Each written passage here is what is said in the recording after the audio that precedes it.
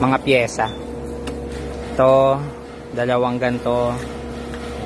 Nandito yung iba. So, papakita po namin sa inyo paano buuin. So, first step guys, ito. Tsaka itong, ang tawag dito sir? Bracket. Mounting. Tsaka yung bracket. Pagkakabitin.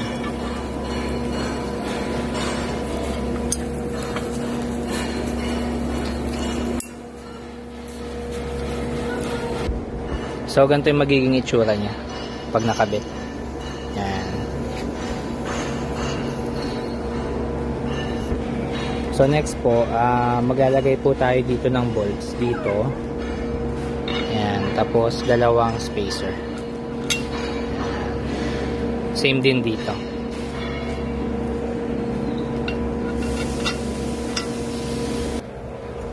So, may nakaabang po kasi dito na mounting sa ilalim ng Aerox B3. So itong dalawa sukat to dito sa ilalim. Ayan, meron dyan sa ilalim. Dito tayo kakapit. So guys, ganito yung magiging itsura niya.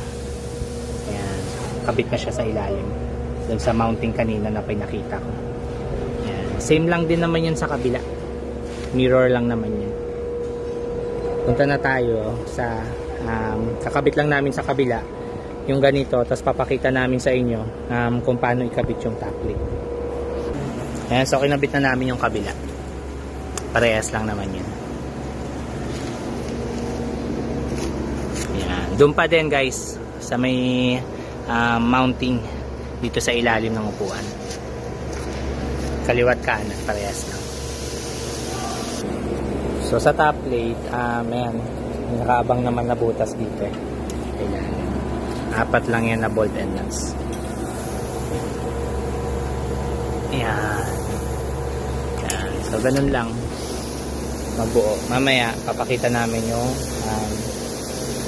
pinakalas na yung nakabit na. Ibay, ganda. Ayan. So make sure din guys na nahigpitan nyo ng maigi dito. Bali yun na yung pinaka last na gagawin nyo, higpitan yung mga bolt and nuts dun sa mounting. Ayan. So ito na yun, tapos na, ganun lang kadali.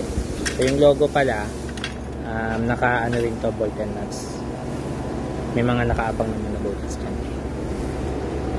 So yun yung step para ikabit yung bracket ng Aerox B3